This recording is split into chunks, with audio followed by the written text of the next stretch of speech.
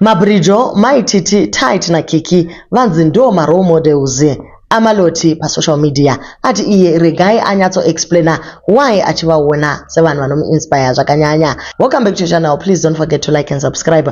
Kune vaya vasati vatora zvakare diaspora cash funeral policy aiwa muri kusarira team diaspora ngatirogekei tigare takakava immediate family yedu pamwe chete neextended family. We pay up to 30,000 pounds tumari twacho twamunobvisa tuma premium twacho here ishoma shoma mari. Tichasiya comment imotevera comment ti explainerane pakadaro regai tisapedze nguva tinzwe kuti chii nenyaya yemarole models ake. So let me explain why I said Mabrijo, Maitt and Kiki naTytie are my role models. I'm talking about a real life inspiration panapa. Mabrijo. For single mothers, they must follow Mabrijo. Chero vakuru kwaari, they can learn a lot from her. That girl broke generational curses, considering where she came from. Against all odds, she always put her son first in everything. Kune vanhu vanotorarama zvakanaka joni uko asi vana vari kuruzevha.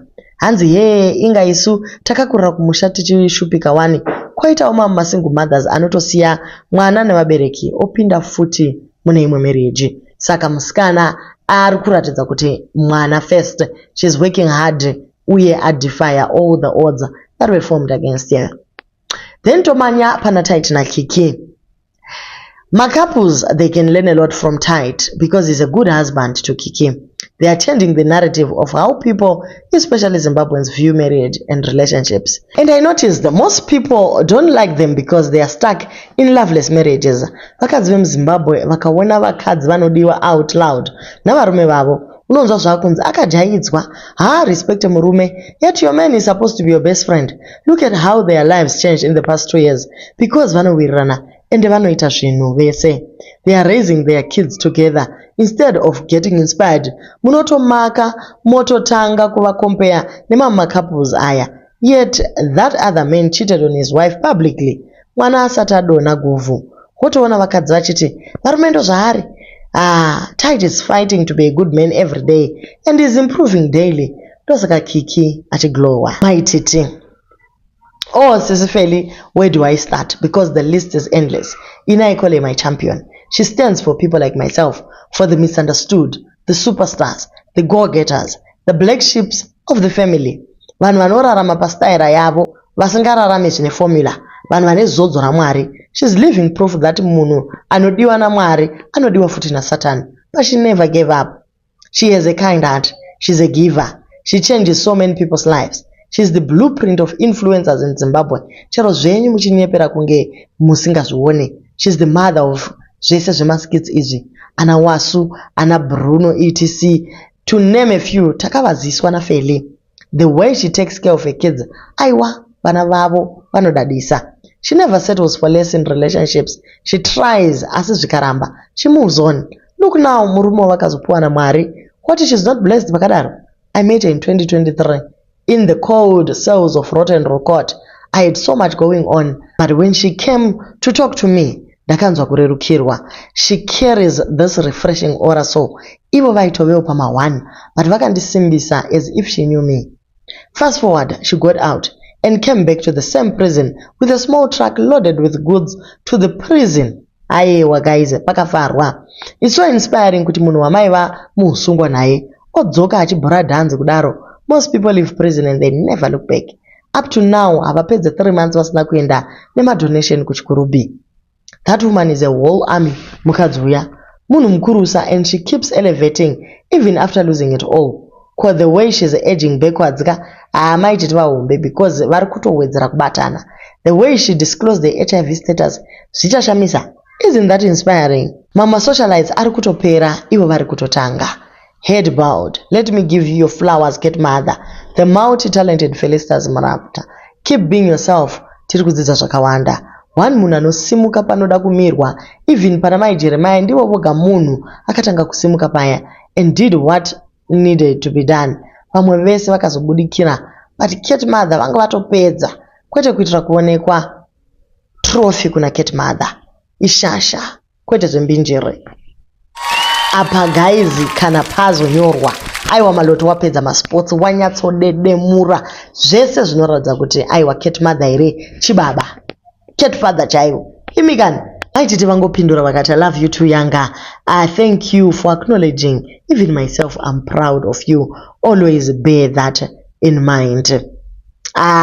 Manjenjenje vapedza masports guys ka Maitt the president we street ambassador of the ghetto, voice of many, frontline commander, ATM machine, original copy, a commissioner of OTI, toti chiku aiwa musikana regaya atsvagirwe mabodyguard nekuti anenge achipisa.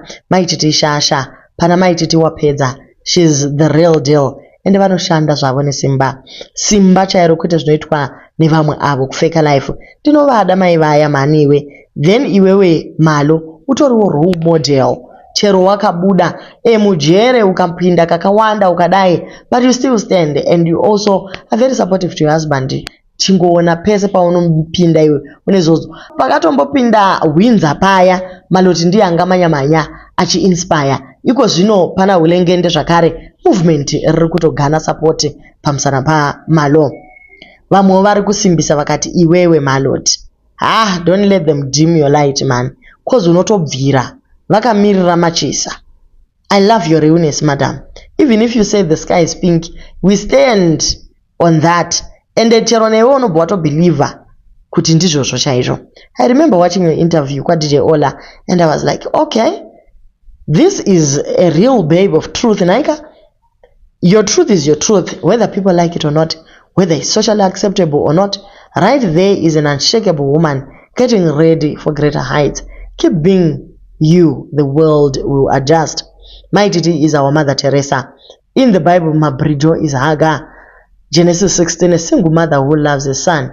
Tytie and Kiki in the Bible are Aquila and Priscilla, the power couple. At the end of the day, we are all fighting to be better people and for better lives. So be inspired by everyone. Chero iwewe wakadana nechigundurwani ukaramba mbinga dzaiti huya tikupe mari, but you chose love, and that is something that is inspiring. Maitt is the definition of what most women experience. She is the voice of the voiceless. Mabrijo ndomuda munhu yeye. Her confidence is unmatched. Kiki na Tytie vari kutoita rudo that we also want as married women, being loved loudly, kutraveliwa newe guys, kunonyatsoratidzwa nyika.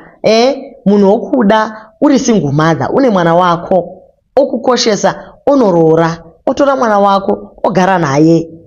Guys, chimwe chii chamuchada. Tinavo vatinoziva vanoti vari happily married, vana vachitambura namai kumusha, uchichengeta mwana wemurume, kumwe kuda marriage soka.